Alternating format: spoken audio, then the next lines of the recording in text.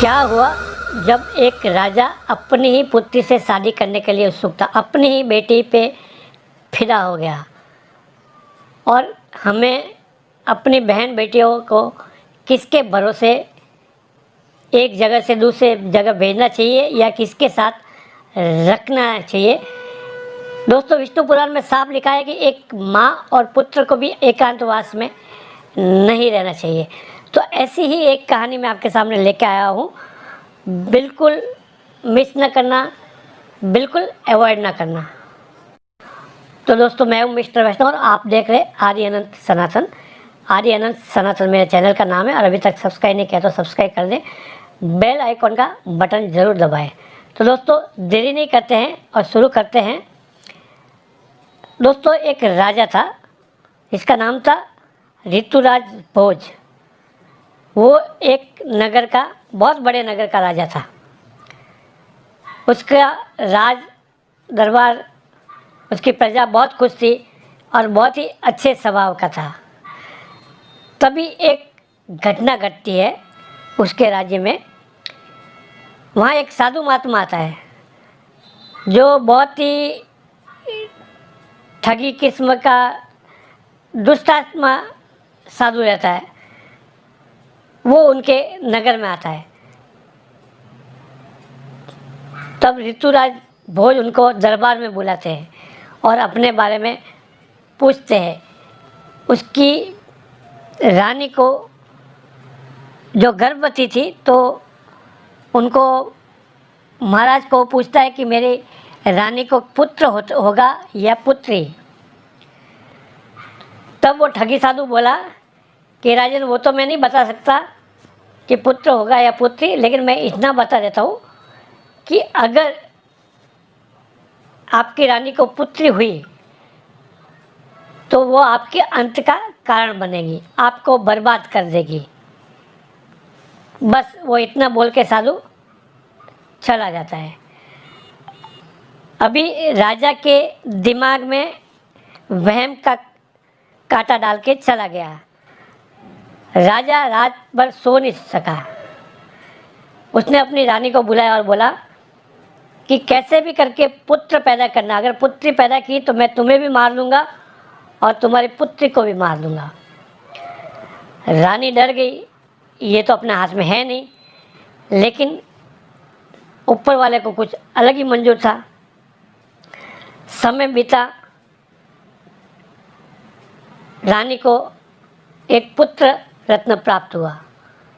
राजा बहुत ही खुश हुआ, बोला बहुत अच्छी बात है। और उनका समय फिर बीतता चला गया। फिर कुछ समय बीता, 2-2.5 साल बीते, फिर रानी गर्भवती हुई। तो राजा ने कह दिया कि पुत्री नहीं चाहिए मुझे पुत्र ही चाहिए। बस समय बीतता गया, 9 मास बीत गए और जब प्रसव का समय आ गया, रानी को प्रसव होने वाला था, तब राजा को कुछ काम आ गया। तो वो दूसरे राज्य में कुछ काम से चला जाता है, कुछ 2-4 महीने के लिए, और रानी को बोल के जाता है कि अगर आपको पुत्री होती है तो उसको ख़त्म कर देना और पुत्र हो तो रख देना, मैं आऊँ तब तक ये काम करके रखना। ऐसा बोल के वो राजा अपने भ्रमण के लिए निकल जाता है। प्रसव का समय आया, रानी को एक सुंदर कन्या ने जन्म लिया। रानी ये देख के घबरा गई, बोला राजा मार देगा इसको। वो उसका चेहरा देख के उसकी ममता जाग गई बच्ची को देख के। तो उसको टेंशन में देख के जो दाई थी, उसने उसको पूछा कि रानी साहब क्या बात है। तब रानी ने दाई को बताया कि राजा साहब को पुत्री बिल्कुल नहीं पसंद है, अगर पुत्री हुई तो इसको मार देंगे। और उन्होंने आदेश दिया कि जैसे ही पुत्री पैदा हो उसको ख़त्म कर देना। तो मैं इसको ख़त्म नहीं करना चाहती हूँ। तो दाई बोला कोई बात नहीं, चिंता मत करिए, मैं इसको लेके जाती हूँ, सबको बोल के जाती हूँ कि मैं इसको मार दूँगी और मैं इसका भरण पोषण करके इसको बड़ा करूँगी। कोई अगर पूछेगा तो मैं बता दूँगी कि ये मेरी भतीजी है जो मेरे पास रहने आई है। तो ऐसा करके वो दाई माँ उसको पुत्री को लेके जाते। रानी ने उसको ढेर सारा सोना चांदी उसको दिया ताकि उसको भरण पोषण में काम आए। दोस्तों, समय बीतता गया, कन्या बड़ी होने लगी। धीरे धीरे वो बड़ी होने लगी, खेलने लगी। तो वो जो दाई माँ थी उसको कभी कभी अपने साथ में राज्य में लेके आती थी और उसको वो रानी बहुत प्यार करती थी। चुपके से उसको लाड प्यार करती और ढेर सारा उपहार देती थी। मन ही मन उसको बहुत चाहती थी क्योंकि वो आखिर थी तो उसकी ही बेटी। दोस्तों, समय बीतता गया और बेटी जवान हो गई। जब बड़ी हो गई तब उस दाई माँ ने उसको राज दरबार में ले जाना बंद कर दिया। फिर वो अपने घर में ही रखती थी क्योंकि बेटी बड़ी हो गई थी। उसको एक डर सा सताता था। तो एक दिन नगर भ्रमण के लिए जब राजा निकलते हैं तो उस दाई के छत से वो बेटी राजा को देखने के लिए छत पर आती है और राजा की उसके ऊपर नज़र पड़ जाती है। दोस्तों, वो इतनी खूबसूरत होती है कि कोई भी एक बार देखे तो देखता रह जाए। राजा भी उसको देखता ही रह गया। आखिर थी तो वो राजकुमारी, भले दाई के घर में पड़ी बड़ी हो, लेकिन राजकुमारी थी। उसको उसके अंदर खून था, वो राजवंशी था। राजा उसके ऊपर फिदा हो जाते हैं।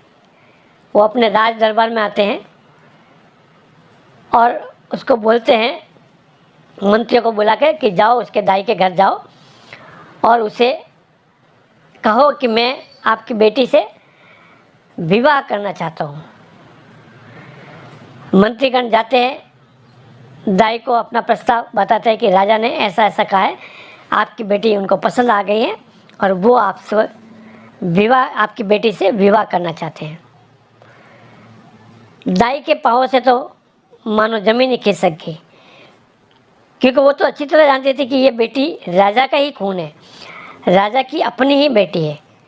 तो उन्होंने मंत्रियों से साफ साफ मना कर दिया कि आप कहाँ राज दरबार में, कहाँ गरीब, ये मेल कैसे बैठेगा, इसके लिए मैं शादी नहीं कराना चाहती।